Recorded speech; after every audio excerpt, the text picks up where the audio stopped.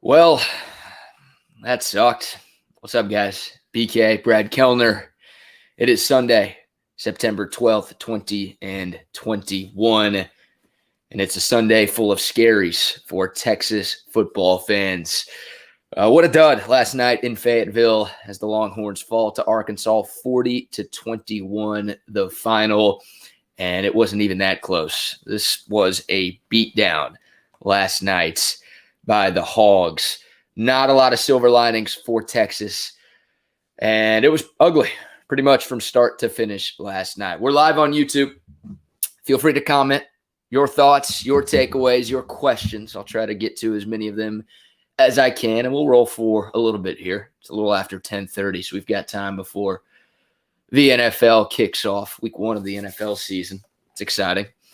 But last night was far from that, guys. Just an absolute dud by Texas. And after such a complete performance in week one against Louisiana, to see what we saw last night, very disheartening. It was humiliating. It was embarrassing. And once again, for the umpteenth time in the last 11 years, Texas is kind of the laughingstock of the college football world.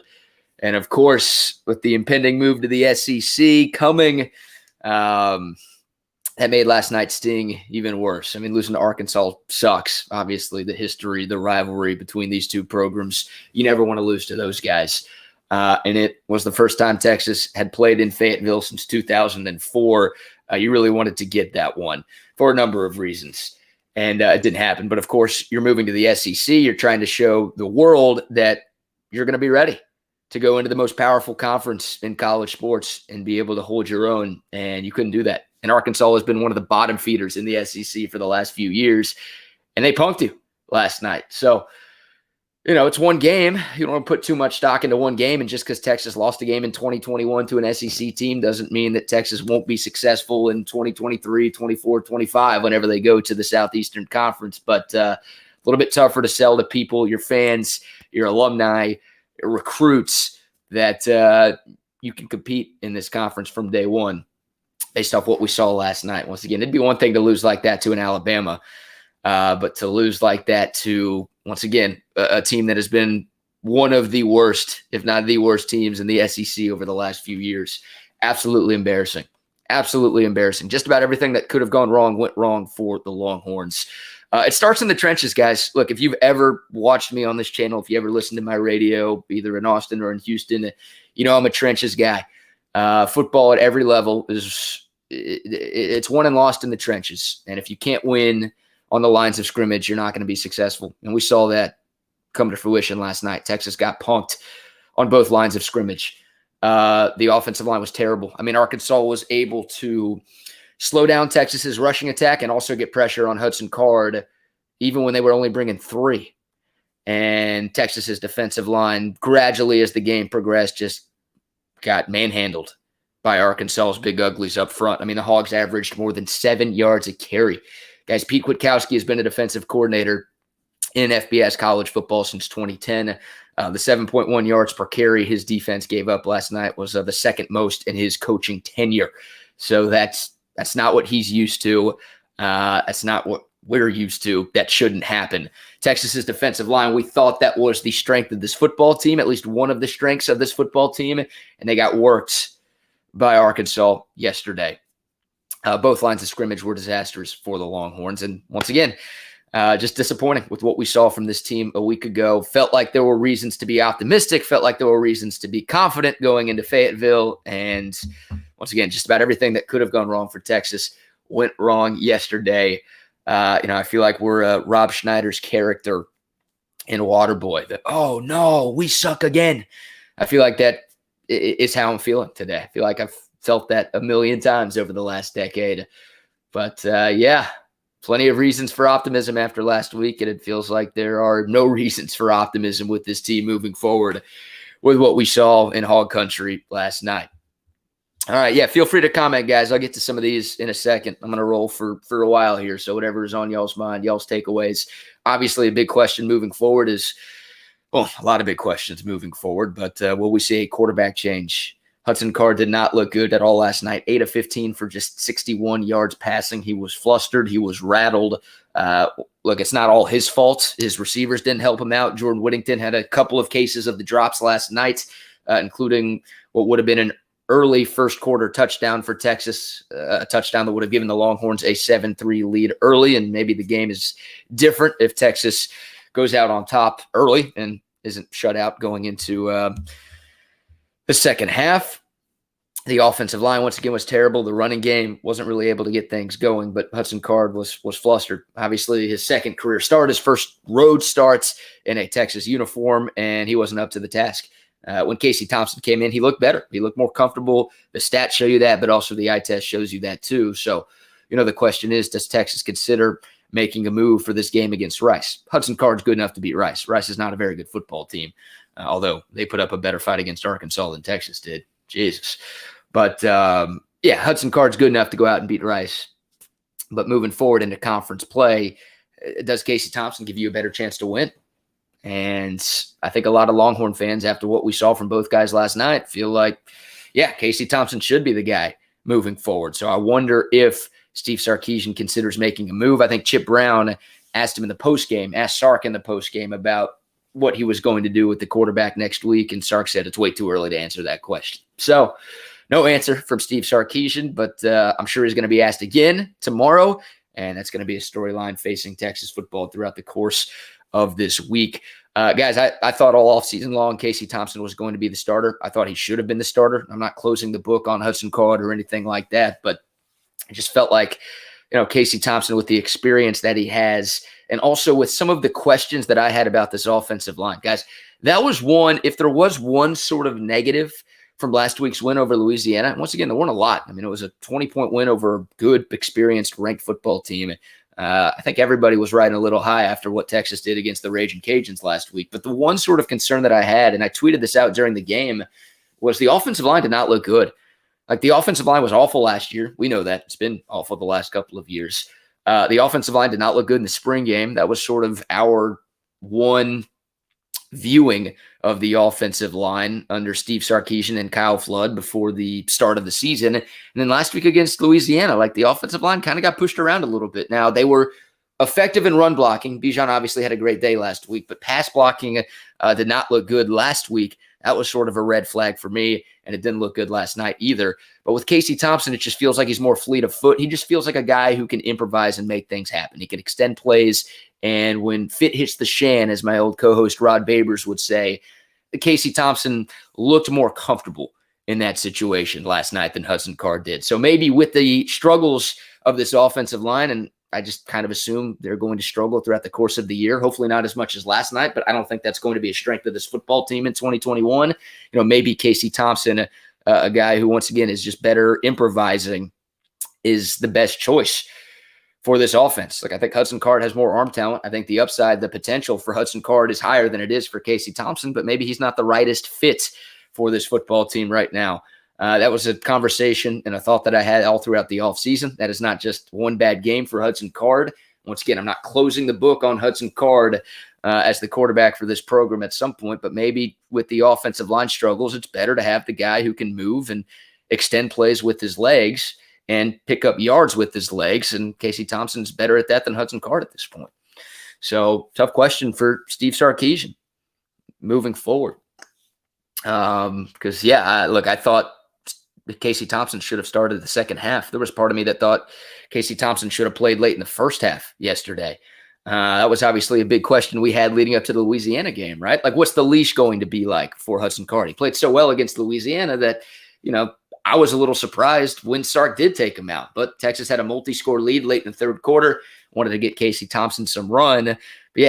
But there was no question last week that Hudson Card performed well and did enough to earn the start this week. But once again, he looked rattled last night in his first true road test. Didn't get a lot of help from the 10 guys around him, but he was holding on to the football for way too long. His decision-making was a little bit questionable throughout the course of the game, and not what you wanted to see. He didn't play well enough for Texas to win this football game. Nobody played well enough for Texas to win this football game. The offensive line, guys, is a huge concern for me. And that's not I talked about it all off season long. And I think one of the most negative Texas media people when discussing the offensive line this offseason. Like so many people I trust and guys that I read and guys that I talk to, like said, the offensive line is going to be much improved and really good this year. And hey, Christian Jones looks great. And it's year 6 for Denzel Okafor. He's taking a step, and you've got Kerstetter back and Majors. And I'm just like, I don't know if I believe that. Like, I didn't buy into the hype. And once again, they didn't look good last week, and they just got punked last night. So the offensive line continues to be a problem. And I think Kyle Flood's a great offensive line coach, but like it's going to take some time, I think. And Herb Hand did such a bad job here, and he didn't develop anybody. And I think he was teaching guys improper technique for a couple of years. That like it was my concern that Kyle Flood wasn't going to be able to coach these guys up in the span of just one off season.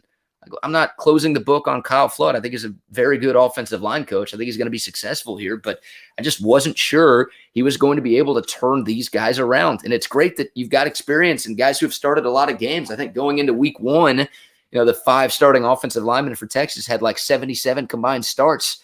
That's a rarity. And you get a gift with the COVID eligibility waiver. You've got some guys here for a 5th or 6th year. The experience is great, but when the experience is not good, it doesn't help you that much. Doesn't matter how many games guys have played. If they haven't been good, they're just not good. So that was my concern going in. And we saw that a little bit against Louisiana, but Texas was obviously able to do enough to overcome the offensive line struggles last week. Not the case last night. So look, hopefully the offensive line gets better as the season goes along. And I think they will. I don't think they're going to look that bad every single Saturday, but people telling you that this was going to be a strength of this football team, I thought they were wrong going into the season, and now I think everybody thinks they're wrong. That's still a huge, huge problem for this program. And until you get that figured out, you're going to be in trouble. Because once again, games at this level, games at any level are won and lost in the trenches. When you get dominated, as bad as Texas got dominated on the lines of scrimmage last night, you're not going to win. You're not going to get close, and that's what we saw. And usually the biggest difference, like when Texas played Louisiana, we know Louisiana's got a lot of experience on their team, but usually like the difference between a Power 5 and a G5 team shows up in the trenches, right? Obviously the skill position players can be better too, but usually like size and strength, you see that come to play in the trenches, and Texas was able to do much better against Louisiana, but Arkansas recruits better players than Louisiana does, right? Even though they've been a bottom feeding team in the SEC, they still bring in more talented guys than Louisiana did, stronger guys, bigger guys, and those guys had their way with Texas last night. So if that doesn't get figured out, it could be another long season in Austin, guys. Simple as that. They've got to figure out the trenches this year and moving forward.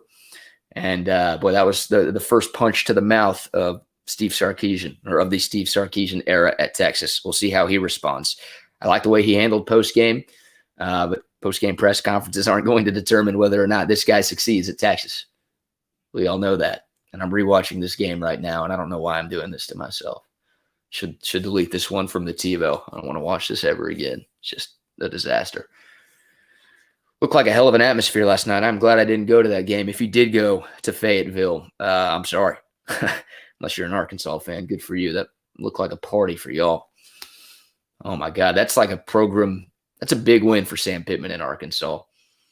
And maybe Texas just won't be that good this year, and that win won't look that good for Arkansas as the season progresses, a la Texas beating Notre Dame a few years ago. Hopefully Texas isn't as bad as that 4-8 Notre Dame team that the Longhorns beat in double overtime in 2016. But no, big win for Arkansas. They needed that. And you saw when they rushed the field, you saw how much that meant to that program. That was a big one for Sam Pittman. And a frustrating one for Texas. And look, if Arkansas, maybe Arkansas is good this year, so that loss could sting a little less. I don't think it will. But if Arkansas is bad, as bad as they have been the last few years, and they don't make a bowl game, and they're one of the worst teams in the SEC again, then that loss is going to hurt a lot more. I'll be pouring more salt in the wound, twisting the knife a little bit each and every Saturday in which the Hogs don't play well. But that sucked. That sucked. All right, I said I would read y'all's comments. I haven't really done that. The Sark era is over, boys. No, I didn't even say this. I said I enjoyed the way Sark handled himself in the post-game presser, and I didn't tell y'all why. I just liked what he said in his introductory statement. He just said, we can't let this one loss define us, and he's right. People are pissed. I get that. Sark got out-coached last night. This team got outplayed last night. It was terrible. The tackling issues showed up again. The blocking issues, of course, were there. I mean, this was complete and utter domination from start to finish by Arkansas last night. And it was bad. There's no way around it. Not a lot of silver linings, not a lot of positive spins you can make from last night's game, but you can't let one loss define your season. Like, you can still go out and win the Big 12 this year. Now, of course, Texas is going to have to play a whole hell of a lot better to even come close to doing that. And it's hard to be confident that Texas can even get to Arlington, let alone win the conference with what we saw last night. But look, one loss cannot define your season. And we'll see how Texas responds. Look, honestly, yesterday was a test for a lot of reasons. First road game, hostile environment, the first sellout for Arkansas in like 5 years. They might have set attendance records at Razorback Stadium last night. So it was obviously a test for that. And going up against a decent team on the road, that's, always a challenge. But guys, it feels like every time Texas football has experienced an ounce of success over the last decade, they've let it get to their head and they've fallen apart. The Notre Dame game in 2016 that we talked about, obviously the Sugar Bowl win over Georgia, and we're back on the podium in the Superdome after that, like the win over Oklahoma, just every single time this program experiences an ounce of success, it's like they fall apart. It's like they can't deal with it. And guys get too high and mighty. They get on their high horse. They're beaming with too much confidence, and they just, they can't get it done. They can't consistently play to a standard. And that obviously has to change for Texas football to get back to where Texas football needs to be. But this was a test of that too, because Texas looked complete. They were dominant against Louisiana last week. I'm sure the players on campus were hearing it. They were getting complimented, patted on the back for the way they played against the Ragin' Cajuns. Sark was probably getting a bunch of calls and texts congratulating him for a great debut. And you get a little bit of hope, a little bit of success, and it got to their head again. But I'm not closing the book on the Sark era. We'll see how he responds. He didn't respond well to success. Now he's got to respond to adversity and failure, because this is the first time that's happened to Sark since coming to Austin. Of course. Am I stupid? Or was it obvious that at 10-0 down, Casey Thompson should have gone in? You're not stupid. And Casey Thompson looked better last night. Now, I will say this about Casey Thompson. Like, when Casey Thompson entered the game, he should have gone into the game earlier. Maybe not 10-0 down, but, he should have started the third quarter at the latest. There's no excuse for that. Hudson Card just didn't have it. And if this quarterback competition was as close and highly contested as Steve Sarkisian was telling us all offseason, then the way Hudson Card was playing should have been enough to make the move to Casey Thompson. So yeah, I don't think you're stupid. I will say this though about Casey Thompson, like Arkansas was playing a lot of prevent defense because they just had a huge lead in the second half. So the looks that they gave him were a little bit different than the looks they gave Hudson Card. I still think Casey Thompson probably would have performed better than Hudson Card did over 4 quarters last night, but it was a little bit of a different defensive look. Arkansas was kind of giving Casey Thompson and the Texas offense some yards because, once again, they just had such a huge lead in the third and fourth quarters. This game was 33-7 at one point, guys. 33-7 late in the third quarter. So, once again, Casey Thompson did look better. And I think Texas would have been in a better spot if Casey Thompson entered the game earlier. But I will say that about his performance last night. Man, it's just the punts too early on. Arkansas's fumbled punt. I think it was after Texas's first or second series of the game, and they went 3 and out, had to punt it back to Arkansas, and their returner fumbled inside the 5-yard line. And I think it was Keaton Crawford who recovered it, but he had his right toe on the sideline when he touched the ball. That would have been huge, right? Texas gets the ball. It was 0-0 at the time. It's 1st and goal inside the Arkansas 5-yard line. You score there, and who knows how the game plays out. But just a bad break, a little bit of bad luck. It's a game of inches, and we saw that on that play. And, look, you lost 40-21, so I don't know how different the game is. But an early touchdown like that, take the crowd out of the game a little bit, that would have been massive, and it just wasn't to be. And it all kind of spiraled downhill from there. Sark may lose the alumni if he doesn't start. Thompson, former players are pissed. Yeah, well, everybody turned on Hudson Card pretty quick, huh? Everybody was singing his praises after last week, and deservedly so, guys. He looked great. And he was one of the most efficient quarterbacks in all of college football last week against a pretty good, inexperienced Louisiana defense. He was phenomenal. So starting Hudson Card yesterday was the right move, but is it the right move going forward?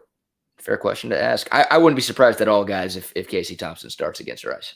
I wouldn't be surprised at all if Sark, during his press conference tomorrow, says that Casey Thompson's going to be the guy. I wouldn't.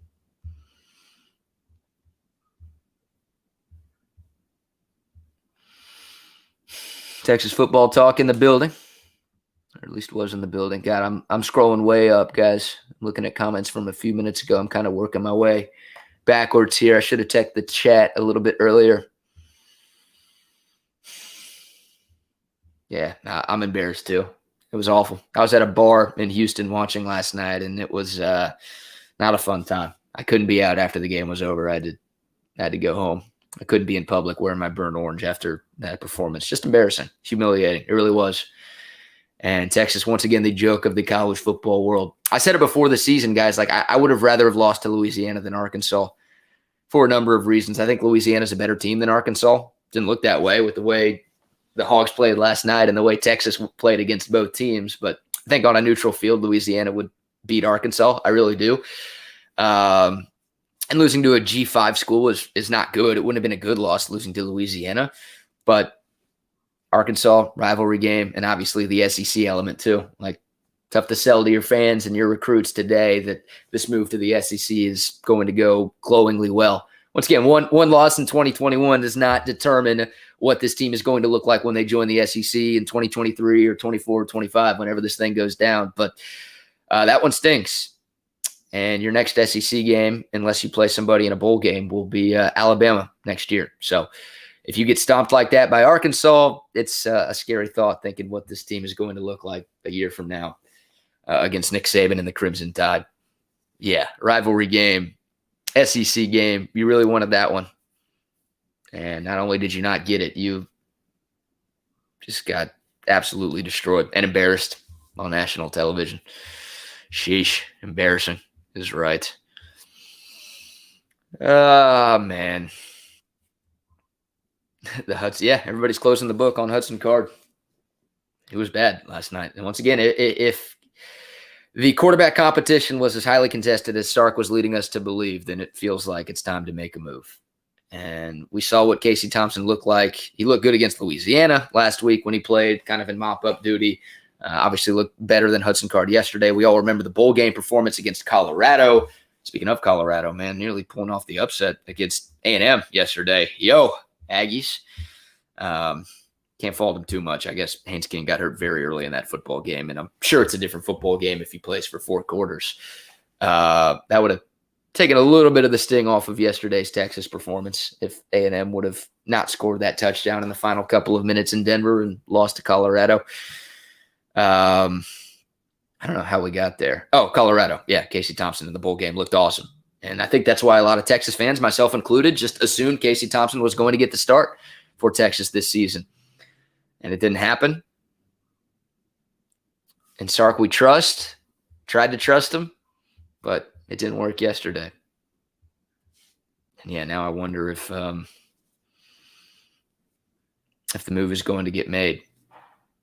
And look, whoever won the job, I said it on this channel, I said it on the radio, whoever was named QB1 for Texas, I hoped they were going to play well enough for 12 games to where the other guy wouldn't play at all, well, except in mop-up duty. But that's what I wanted from Hudson Card, and it didn't happen. And now we have ourselves a quarterback controversy, which is not what you want. Not what you want. Damn, we got people telling Hudson Card to transfer already. Now you don't want him to transfer. He's still a better option than Charles Wright, even if he's not a better option than Casey Thompson. You don't want to be one play away from a true freshman quarterback having to play it for you. Frustrating.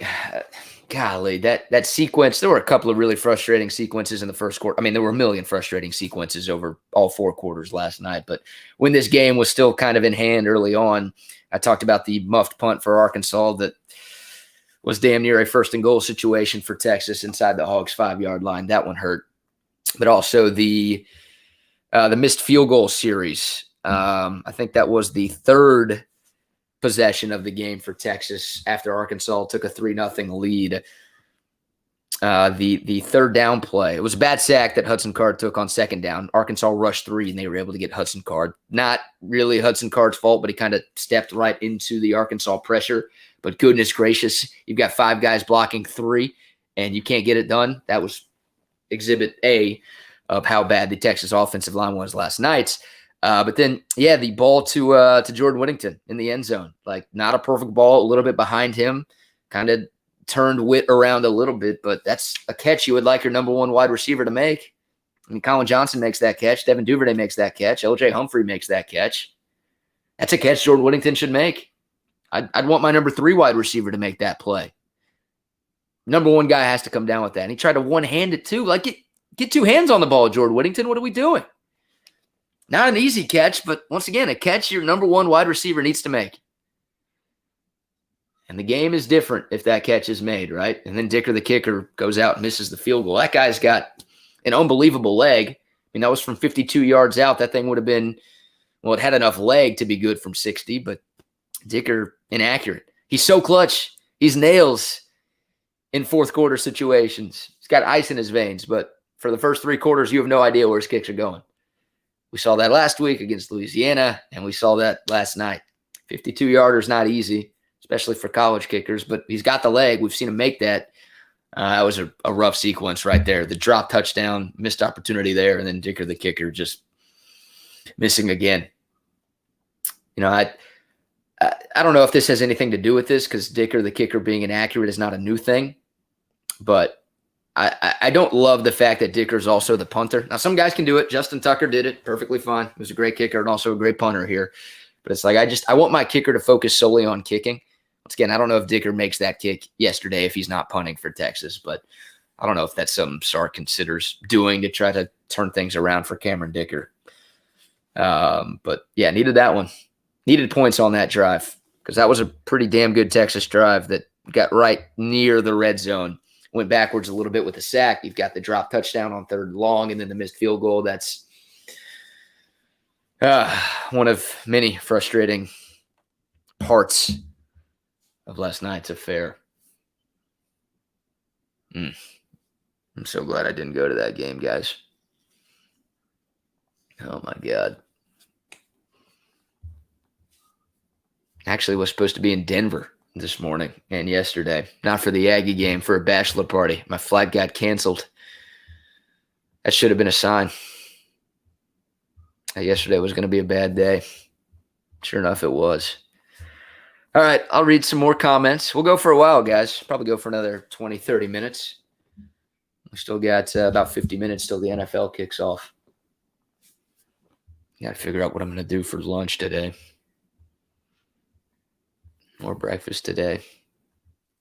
Maybe torchies. I'm feeling some torchies. I wanted to bash my head watching the first 3 quarters. Yeah. I mean, it was bad. I was at this bar in the Heights last night, and I'm like doing everything I can to try to switch up the luck. I'm sitting in different seats. I'm sitting in different tables. I'm going from inside to outside. I'm switching the drinks that I was drinking. I tried a little bit of everything. Went to a new spot at halftime, hoping to switch up the luck. Nothing worked last night. Nothing worked. And, yeah, I wanted to run my fist through a wall many a times last night. Thankfully, not a lot of Arkansas fans where I was. That would have made things even more frustrating. What else? Now, look, not having a running game was problematic, right? I mean, we all know that the run game, and more specifically Bijan Robinson, is the focal point, the identity of this offense. They were great against Louisiana. That made life way easier for Hudson Card and the rest of this team, and they weren't good last night at all. And Texas just kept, like, they couldn't do anything on first down. They were in so many 3rd and long situations because Texas could not win on early downs, and a lot of that had to do with the lack of run game yesterday. The offensive line was not good, obviously, and the run game just couldn't get anything going because of it. Bijan averaged 3.6 yards per carry. It's his worst performance as a Texas Longhorn. The team itself averaged 3.4 yards per carry. A lot of that, I mean, it should have been worse, right? Casey Thompson was a big part of why Texas did average 3.4 yards a carry. I think if you take his numbers away, it was probably less than 3 yards a tote. And Bijan had that 120-yard run, the touchdown run. Like outside of that, 18 carries for 49 yards for Bijan. That's just over 2 yards a clip. So more often than not, the running game was just not able to do anything last night. And it's going to be a long year if they're not good. Regardless of who your quarterback is, if you can't run the football, you're going to be in some trouble. Need more out of the ground game. We're not firing Sark yet. We'll see how he responds. Once again, it's his first bit of adversity as the head coach at Texas. Hopefully he does a better job than Tom Herman did and Charlie Strong did. That was frustrating as hell. There's no doubt about it. Not a lot of silver linings there. And Texas was outcoached last night. And the missed tackles, guys. I was looking at Rod Babers' missed tackle count. He tweeted it out after the game last night, or maybe this morning. 20 missed tackles is what he counted for Texas yesterday. The tackling epidemic is back. As Mac Brown would say, there's a tackling epidemic in this country. I don't know if it's in this country, but it sure as hell was in Fayetteville last night. And it sure as hell has been a thing for Texas football over the last 11, 12 years now. God, it's more than a decade, too. We can't just say a decade anymore, right? This is, season 12 of this? 20 missed tackles last night for Texas. And look, last year was frustrating as hell. And I agreed that Texas needed to make a move at head coach. But Texas's 3 losses in 2020 were by a combined 13 points.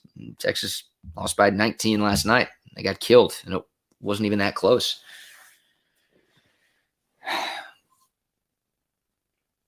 Less talent on this year's squad than there was last year. You lost a ton of players from a season ago. Less returning production than any team in the Big 12. But, you got punked last night. You didn't get punked in the 3 losses last year. So that's pretty frustrating. Tom Herman had some blowout losses during his time at Texas, but more often than not, when this team did lose, they were in it. Just as frustrating, right? All losses count the same, but didn't see that at all from Texas last year, and we saw it last night. The defense was not good, and they got worn down, guys. They really did. They weren't great in the first half by any stretch. They were still missing tackles early on. They did give up some big plays, but they were on the field a ton because the offense just couldn't do anything. And just as the game progressed, this Texas defense wore down. They looked tired in the second half.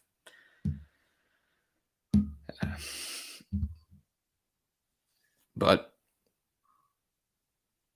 I don't know. I mean, giving up 16 points in a half is not terrible. But ultimately giving up 40, not good. You're not going to win a lot of games when you do give up 40. But, I just think they wore down over time. And Arkansas put up 40 and had 138 passing yards. I mean, that's another frustrating element to last night's game. We talked about it all week long. Everybody talked about it all week long. KJ Jefferson, Arkansas's quarterback, doesn't have a great arm. He could throw it down the field, but he's just not very accurate. We saw that against Rice last week. And look, we saw that kind of last night. He only needed to throw for 138 yards. We knew that Texas's best chance to win this football game from a defensive standpoint was to stop Arkansas's running game, and they couldn't do it. 7.1 yards per carry for Arkansas. They ran for 333 yards last night, guys. Texas knew that's what Arkansas wanted to do, and they still couldn't stop it.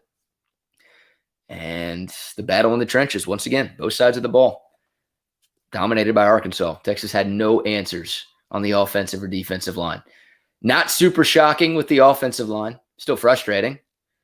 But kind of shocking with the defensive line.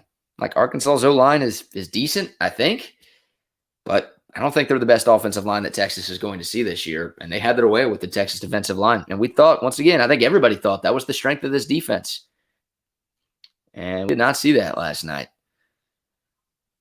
The big guys up front were getting pushed around, and Arkansas was creating gaping holes for the running backs all night long. Once again, as the game progressed, those guys got worn down.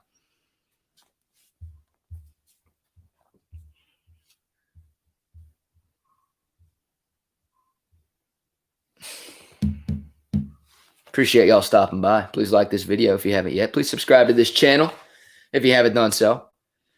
Rewatching this game right now as we speak, so if my eyes go up, it's because of that. Texas just scored. Bijan Robinson from a yard out.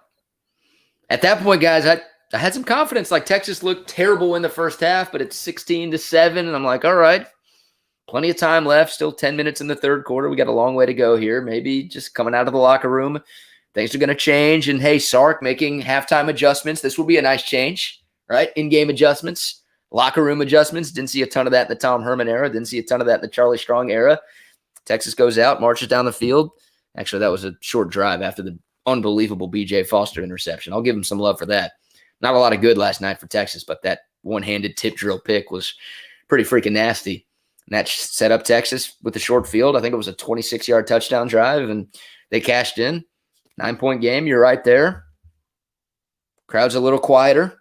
Felt like that could have been a momentum shift, and it wasn't at all for Texas. Because right after that, Arkansas goes 81 yards in 6 plays, and they score a touchdown, and they retake their 16-point lead.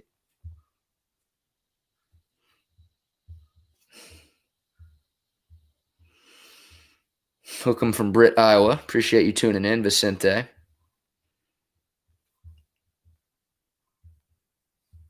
Can we talk about the play calling? Could Sark have tried something other than running it up the gut every first and second down? Yes, the answer to that is yes, but Hudson Card just didn't look good. And it's hard to call plays when your offensive line is not good.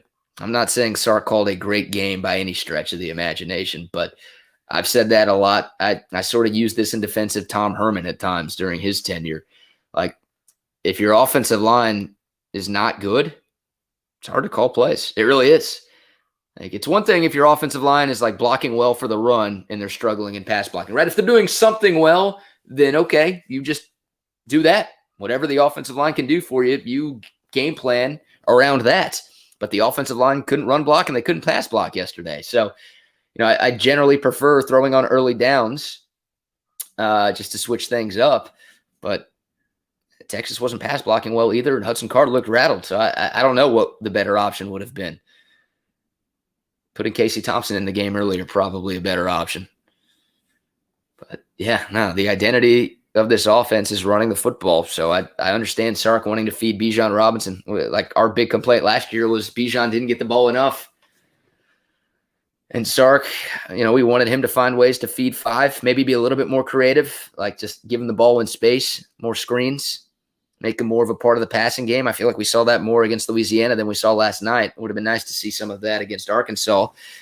So yeah, play calling wasn't great last night. But once again, if your offensive line is not good, if you can't block anybody, it's tough to be successful as an offense. It's tough to call plays as a coordinator.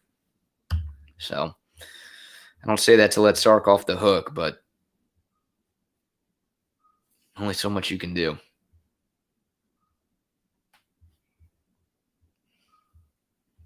It's frustrating. Like, Denzel Okafor has been here for 6 years. I feel like that guy's older than me, and it's just the same old story for him. I wonder if we see some changes on the offensive line, guys. I really do. Once again, like, you've got Rice next week. You're going to beat them. No problem. But maybe we see some variations up front.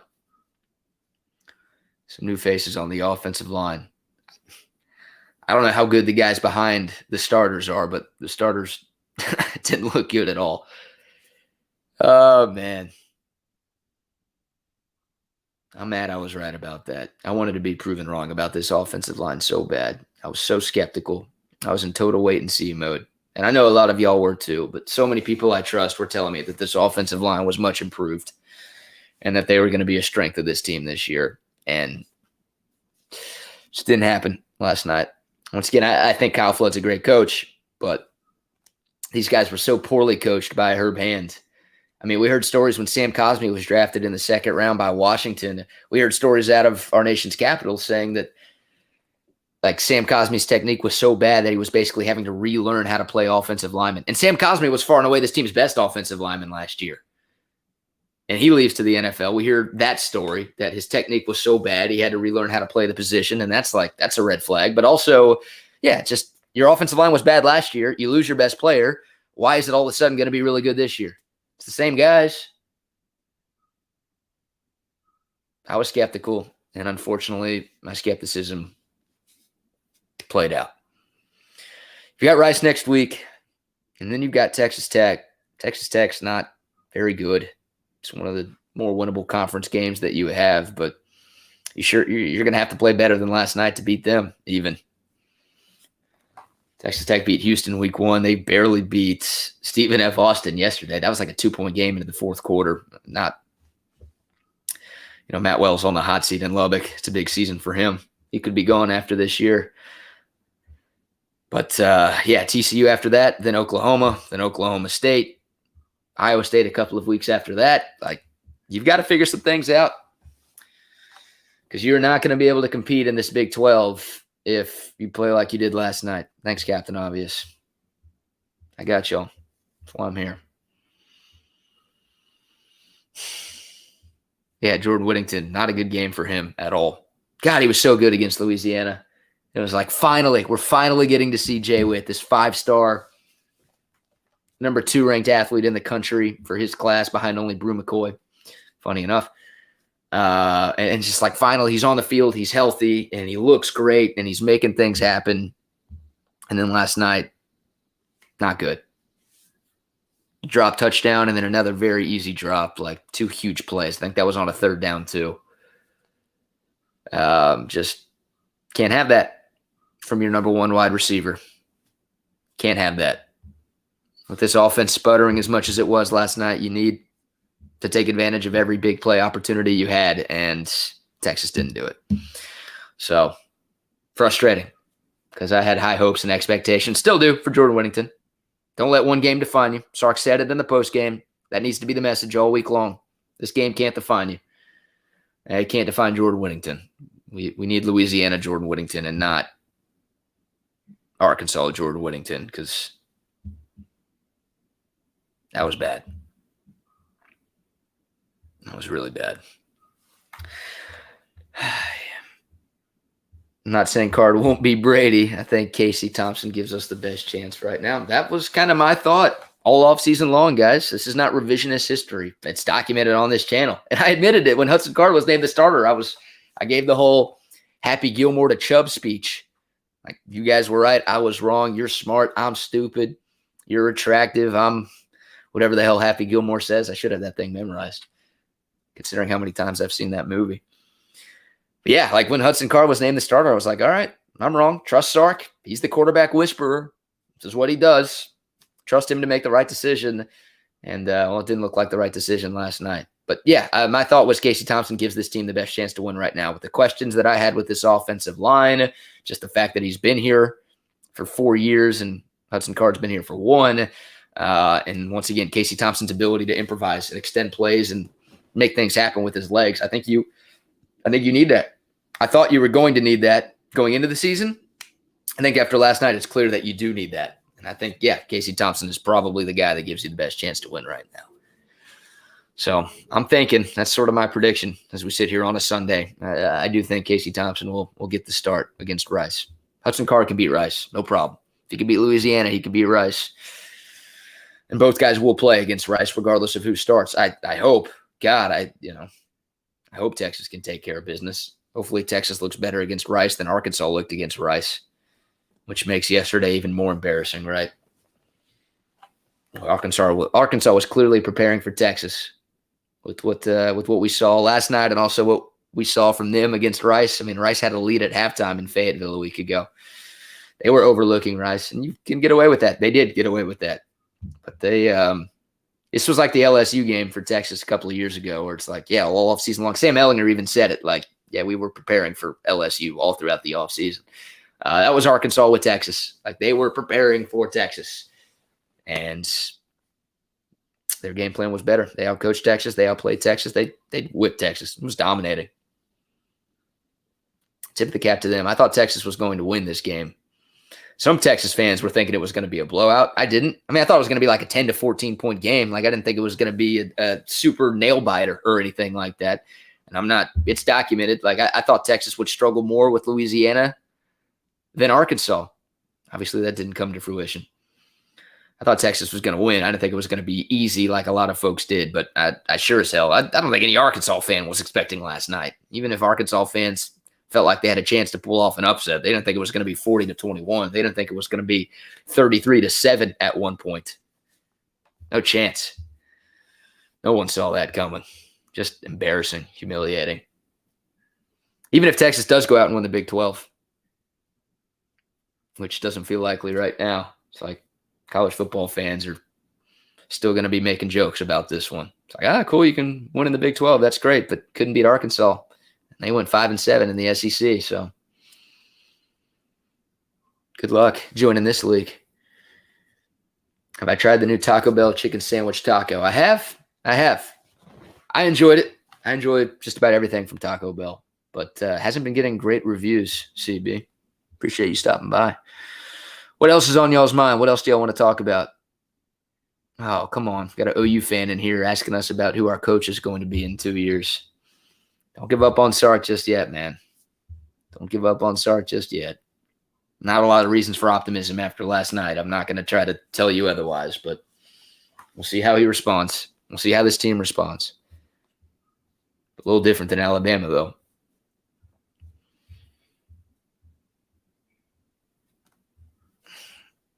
Texas is finishing 6-6. Yeah, where are y'all at right now with this Texas football team, record-wise? I mean, my preseason prediction was 8-4. They could still get there. I think they're going to be better than 6-6. I just think this conference is not that good. Like, they'll beat Rice. I think they'll beat Texas Tech. They'll beat Kansas. They'll beat Baylor. What is that? That's 5 wins right there. They'll get more than just that. They'll get more than just one more.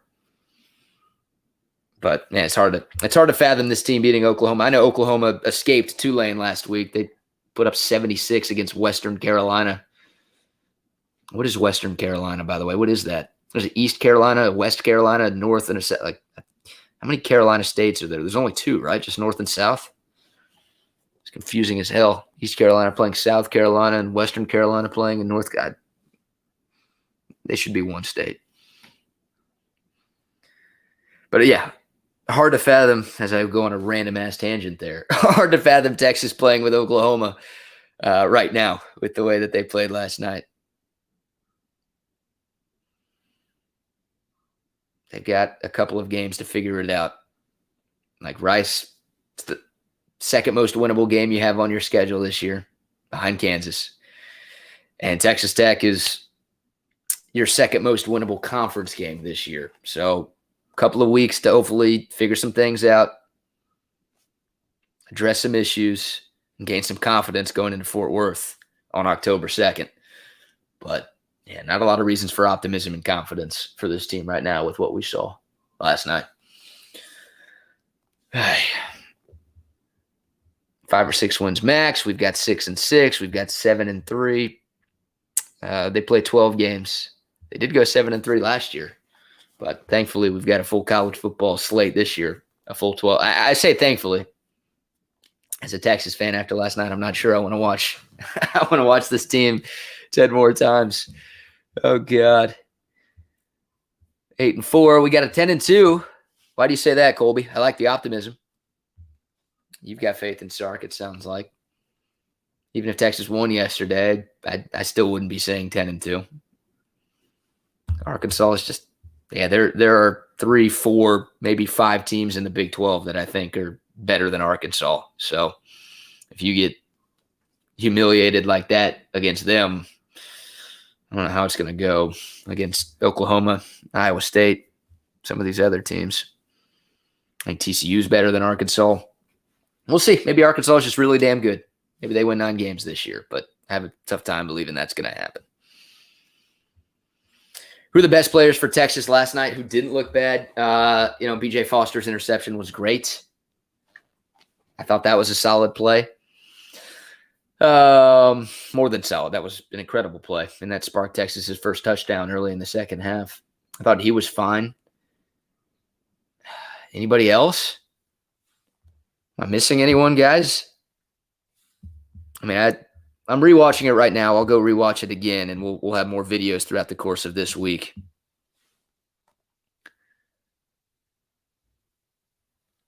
Should the Texas players have to celebrate Yom Kippur, the Jewish Day of Atonement, Do they need to atone for their sins of playing the way that they played last night? Should they fast this week? The people are asking. By the people, I mean just me. Who else played well last night, guys? I thought Josh Thompson was okay in coverage. I mean, like the Texas secondary couldn't tackle. Nobody could tackle. 20 missed tackles for Texas last night, most in a game in a couple of years. But like once again, Arkansas, KJ Jefferson only threw for like 138 yards. I think there was one big pass play for Arkansas last night. So I guess the corners held up pretty well, but Arkansas didn't have to throw the ball. They threw it 19 times. They ran it 47. Like, I guess you could say the secondary played all right in coverage, but that's not Arkansas's strength, and they didn't have to do it.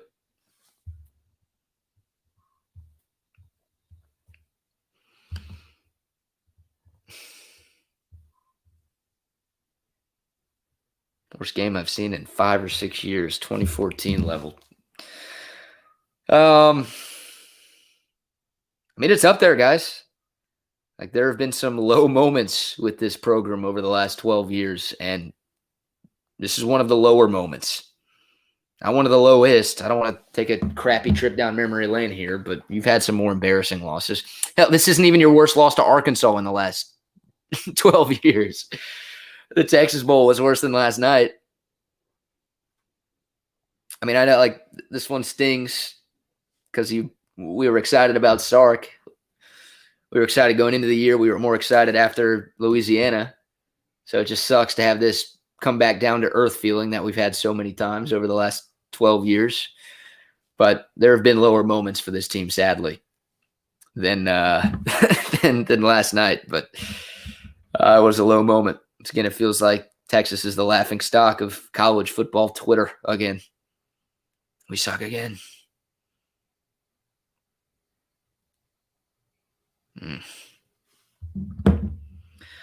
Casey Thompson, I thought, played pretty well. Yeah, I guess that's one positive. He looked good when he came in. Looked better than Hudson Card. I mean, Hudson Card set the bar pretty low with the way that he played. Once again, Hudson Card's performance doesn't fall solely on Hudson Card, but I'm not going to lie to y'all and tell you he played well. But that guy did not get help from anybody around him. I was worried about Hudson Card in that atmosphere. First true road test, but also a sellout and just a ridiculous crowd in Fayetteville. I'll give them credit. I mean, you knew they were going to be hungry. First time Texas had played there since 2004. They hate Texas. That was their first sellout since 2017. They were loud. They were rowdy. They were raucous all night long. They were celebrating. It was a party in the second half for them. I was worried about Hudson Card going into that atmosphere, going into the game. And look, he needed the guys around him to help pick him up a little bit, and they didn't do that. Offensive line sucked. Running game couldn't get going. His receivers were dropping balls. Not excusing Hudson Card, but Hudson Card being as bad as he was not all Hudson Card. Yeah, Casey Thompson looked better, clearly. If you watched the game, you saw that.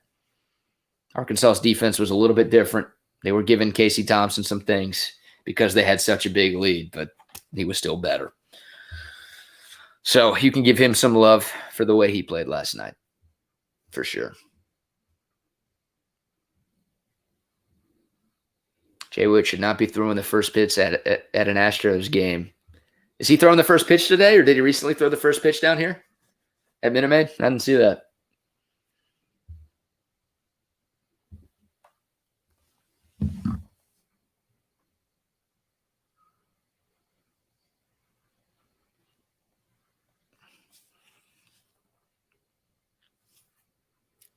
Tom Herman never had a moment this low. I don't agree with that. I think Tom Herman had moments worse than this. Both Maryland games were disastrous, especially the second one. The Texas Tech loss in year one was embarrassing. You got punked by TCU multiple times.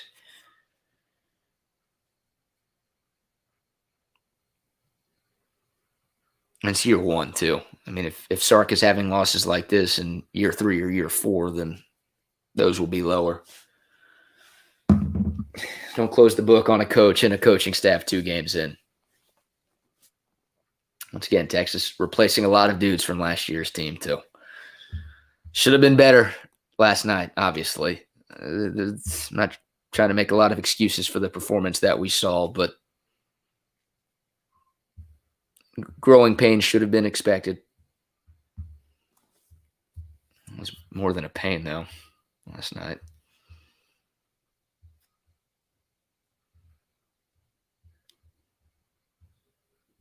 Yeah, where's Alfred Collins, guys? He's been a disappointment over the first couple of weeks. 5-star, looked great when he played last year. Was awesome down the stretch. Phenomenal in the bowl win over Colorado. Expectations for him were high, and he was getting some work on the outside because Texas, we thought, was so deep on the interior of the defensive line. It didn't show it last night. But yeah, just figured, okay, Collins is so good. Like, he must be so good. That's why PK is working him on the outside, because you have to have him on the field. You can't take him off the field. He has to be out there somewhere because that's how good he is. That's how much of a game changer he is. That's how much of a difference maker he can be. And he's just kind of been MIA over the first couple of weeks of the season.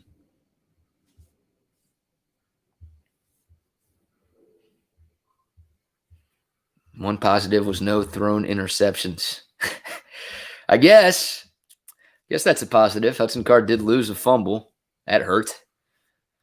One turnover for Texas. Only one turnover. Usually when you get steamrolled like that, it means you're turning the ball over a bunch. But turnovers were not the issue. 3-and-outs were. Man, 3-and-out. I'm looking at the first half series for Texas last night. Punt. 3-and-out. Missed field goal. 3-and-out. 3-and-out. Punt. Picked up a first down on your last series of the first half, but he punted it after 5 plays. And halftime. And then for good measure, they opened up the second half with the 3-and-out too. So defense did not play well. They missed a million tackles, but they did not get any help from their offense at all. They were on the field a ton, and they just wore down. So I blame the offense way more for last night's performance than I do the defense.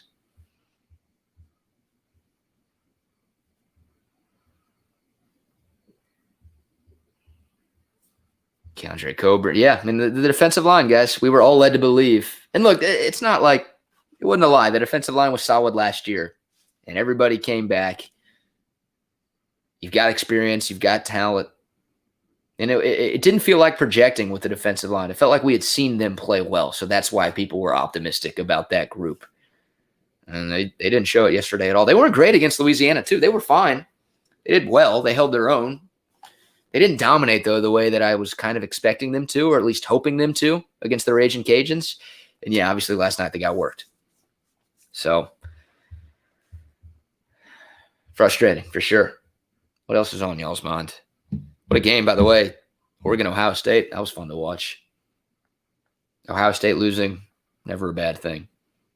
2 weeks into the college football season, and Clemson and Ohio State have already lost games. Not bad. Alabama looks great. But we'll take some parity in this sport. Now, Clemson and Ohio State could still make the playoff, of course. But it's nice to see some upsets and some of the blue bloods go down early on. Pretty wild day of college football. A lot of upsets. Not a great day for the Big 12 either.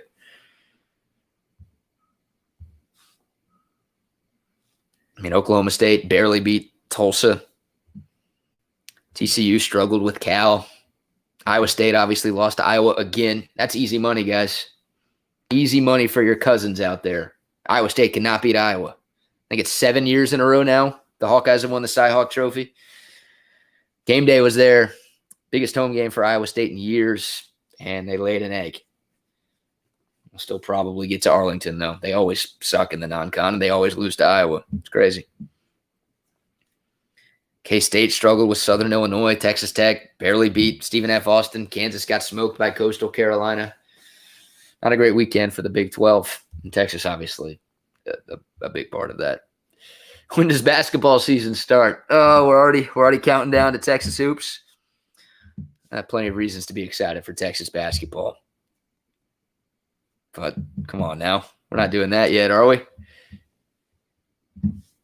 CB just tweeted me. Yeah, Jordan Whittington. Last week. I didn't even see that. I live in Houston now.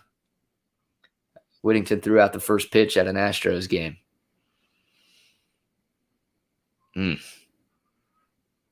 What was I looking up? I was going to look something up. Oh, when basketball season starts. I don't even want to look that up. I'm not doing that. I can't do that. It's 58 days. I said I can't do it. I just looked at John Rothstein's Twitter account. That guy tweets out a countdown every day. Like literally from the day after the national championship, he tells you how far away we are from college basketball. And we're 58 days, apparently.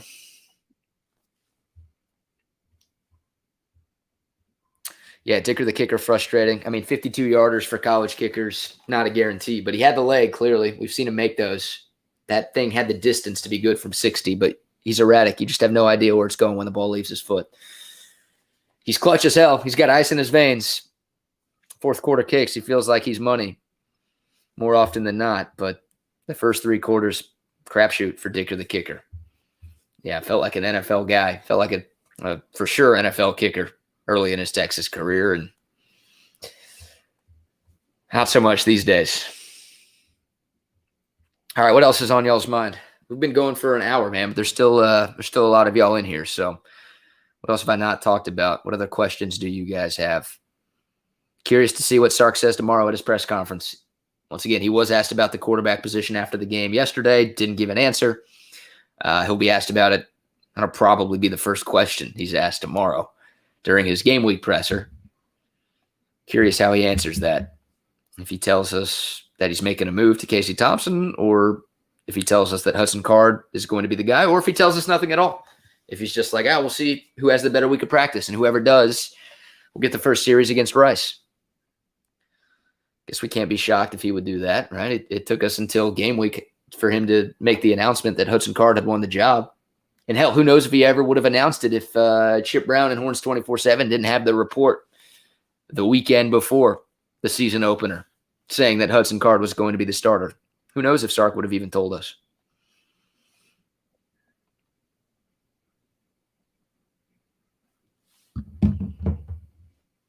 But, yeah, I'm curious to see what he has to say because it was all bad yesterday. Yeah, Troy O'Meara can definitely help things, Zach. Would have loved to have Troy O'Meara.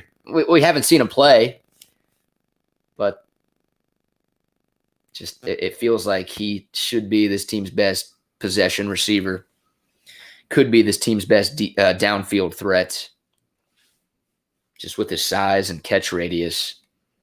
So you'd like to think that he can help, but none of us have really seen it. He's just a practice hero right now.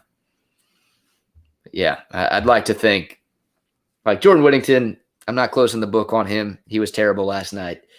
I think Jordan Whittington's at his best when you just feed him the ball and let him go. I think he's a yak guy. Just get him the ball in stride and let him work. I don't know if he's a great downfield threat. I mean, basing it off of last night, he's not a great downfield type of threat. I think Troy O'Meara's got the chance to be your best guy for that situation. He and Xavier Worthy, I'd throw into the mix too. Worthy's a speedster. Troy O'Meara's got the size, the strength, the catch radius. At least we think. So, yeah, I'd like to think that he can help things, but I guess we don't know. Yeah, I think Troy O'Meara catches that ball that Jordan Whittington dropped in the end zone. I think he probably catches both of the balls that Jordan Whittington dropped last night. Do we win a game we're supposed to lose now to make up for this loss? That'd be nice. That would be nice. I mean, I still think Texas is going to be favored in every game outside of Oklahoma and Iowa State. They were favored yesterday. So I feel like those are your two candidates. Now, if Texas loses and struggles, and they're like a 500 team going into, I don't know, Morgantown, West Virginia later in the year, or Fort Worth in a couple of weeks, like if Texas loses to Texas Tech the week before the TCU game, then maybe TCU will be favored. But did they beat Oklahoma or Iowa State? I don't know. I picked those as losses before the season. I sure as hell don't feel better about those games right now. I know Iowa State lost yesterday, but once again, they always lose to Iowa and they struggle in the non-con. It feels like they progressively get better, and they beat Texas in Austin last year. So going to Ames concerns me. Later in the year, that's not till November, so we'll know way more about both of these teams, both of those teams, by the time that game gets here. Yeah, I'm not picking him to beat Oklahoma or Iowa State right now. If that's what you're asking, Kirk. I don't know if they win a game they're supposed to lose now to make up for this. But goal now is still what it was going into the year. Like, get to Arlington. Obviously, you need lots of improvements to get there. Thinking about that right now feels a little ridiculous as we talk Sunday Scaries here on the channel.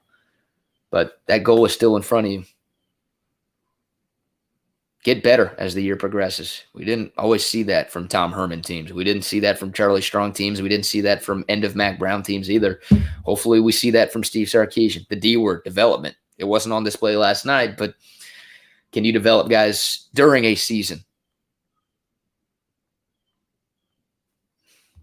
We'll see. We don't know. First bit of adversity for this team under Steve Sarkisian. And DeMarvion Overshown tweeted out right after the game. Let me pull up the tweet so I don't butcher it or mince words or lie about his message. Hey, he tweeted out after the game last night at 9:41, back to work tomorrow. It's a marathon. It is.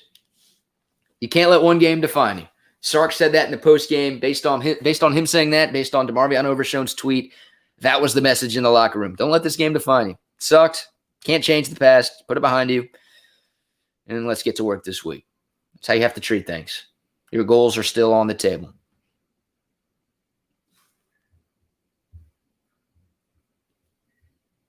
Louisiana almost lost to Nicholls State yesterday. I didn't even see that, guys. That's not good. That takes some of the steam away from the week 1 win, doesn't it? Hell, even if Louisiana had beaten Nicholls by 100, yesterday would have still sucked. We still would have lost steam from the win against the Cajuns. What was the final of that game? 27-24? Goodness. Well, it was 27-10. And Nicholls apparently scored their last touchdown with 30 seconds left. I mean, Louisiana was a 26-point favorite, and they won by 3. So that's still not good. But just looking at the box score in the ESPN Gamecast, it doesn't look like it was close throughout, which, I don't know. Does that do anything for me? Does that do anything for y'all? Did Bucky pick Texas again? Did he go 1,000 units on this game? All right, guys. We'll go for a few more minutes here. Getting set for NFL football. Cowboys already lost. Longhorns already lost. Jayhawks already lost. Great football weekend. Glad it's back, though. It's awesome. Just going to post up on the couch all day and watch the Texans take on Trevor Lawrence and the Jags.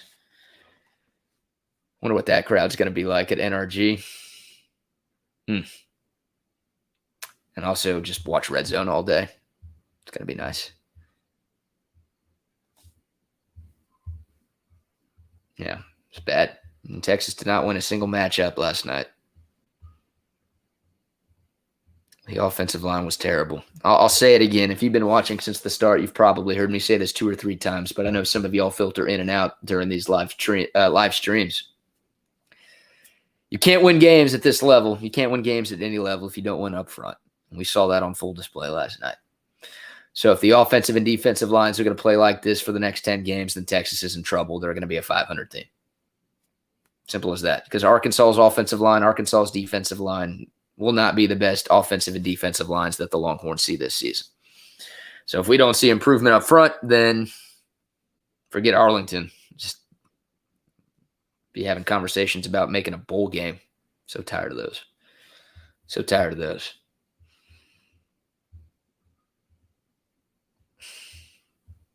But yeah, they got worked on the lines of scrimmage last night. Arkansas ran for 333 yards. Meanwhile, Texas ran for 3.4 yards a carry. And the numbers were only that good.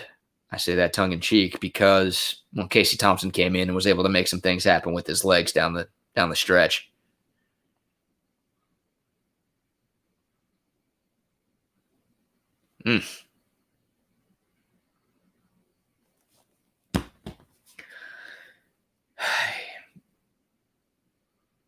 What else, guys? What else? I feel like I'm talking in circles at this point. Yeah, I wonder if we see any position changes, though, or any starting lineup changes, I should say. Quarterback, obviously, the one everyone's going to be most focused on, but do we see some changes with the offensive line? Do we see changes at linebacker? Do we see changes at wide receiver? I don't know where you go with your wide receivers.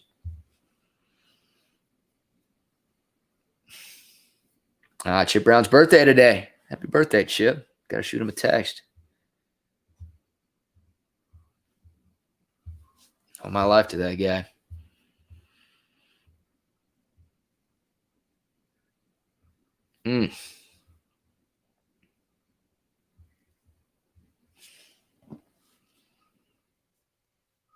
Into the fourth quarter on my rewatch, my half-assed rewatch. I'm going to actually watch the game while I'm not talking to y'all later today. For some reason, I don't have to. I don't like technically cover UT anymore. I don't need to put myself through that. In Austin, I would watch every game like 3 or 4 times in between the weekend and the start of Monday. I don't have to do that anymore, do I? Why am I doing this to myself? This is one that should be deleted from the TiVo. Should have been deleted right after the game last night. One more quick look at the box score, see if I'm missing anything. Appreciate y'all watching, though, guys. Really do. Wish it was a happier day. Wish the content, the material was more positive, more upbeat, more uplifting. But not a lot of positivity to talk about right now. Bigger dumpster fire, Texas or the Texans? It's the Texans, no question. We'll see. Ask me after today. Texans have a chance to win. This is the Texans' best chance to win a game this season, probably. With Jacksonville in town, 1-15 Jacksonville, the debut of Urban Meyer and Trevor Lawrence. Special teams was pretty bad, too, last night. Some of y'all are commenting that, yeah, Dicker the kicker's miss was not great. Return game, not great. Arkansas, I feel like, had a big return or two. Just a couple of moments early. When you lose by 19, too, it's hard to, just pinpoint 1 or 2 moments because you got worked all night long. But the muff punt for Arkansas, that was nearly first and goal for Texas inside the Arkansas 5 in the first quarter when the game was still scoreless. The drop by Jordan Whittington, the missed field goal by Cameron Dicker right after that. Those couple of plays, who knows what happens if – it could have been 14-3 Texas in the first quarter yesterday. Coulda, shoulda, woulda. Didn't happen. And who knows, if Arkansas was still able to run the football the way that they were, maybe they overcome that no problem. But maybe they have to pass a little bit more, trailing by 11 early on. I don't know. But, yeah, those plays early just – it all unraveled. Downward spiral after that. And just guys wore out. How do you think this one game will affect recruiting? I don't think one game will affect recruiting. Now, if this one game starts a downward spiral for Texas and Texas goes 6-6, then, yeah, that's going to affect recruiting. And look, Arkansas right now, if there are players choosing between Texas and Arkansas, which there are generally recruiting battles between those two schools every year, Jalen Catalon comes to mind, the All-American safety for Arkansas. God, it'd be nice to have that dude here. Yeah, Arkansas can use this. Hey, we kicked their ass this year. So you want to go there? Really? Come here instead. But yeah, if Texas goes out and wins 9 or 10 games this year and they win the Big 12, then they'll be fine. One game in week 2 is not going to impact recruiting too much. But yeah, a bunch of losses will impact recruiting for sure. And it's amazing how well Texas has been able to recruit over the last 12 years, considering how bad they've been. But I think more recruits now are in wait-and-see mode, guys. These recruits were, 2 years old? 2 or 3 years old when Texas last won the national championship, and they were 6, 7 years old when Texas last played for a national championship in 2009. Their whole childhood has pretty much been Texas being bad. So I don't blame them for looking elsewhere. And look, new coach, you got that new coach smell. Excites you. You think that the new guy can be the guy to turn things around. Charlie Strong had a great first full recruiting cycle. Tom Herman had an awesome first full recruiting cycle, but now it's the third one of these. So it's hard to sell the new coach thing when the last two new coaches weren't able to get it done. So, yeah, if we talked about this before the year, if Sark doesn't show results early, then recruiting's going to fall by the wayside. There's no doubt.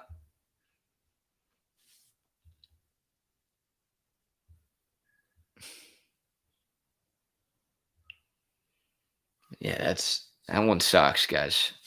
Losing sucks. Losing when your favorite sucks. Losing to Arkansas really sucks.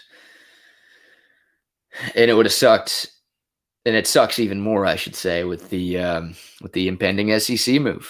Like that hurts.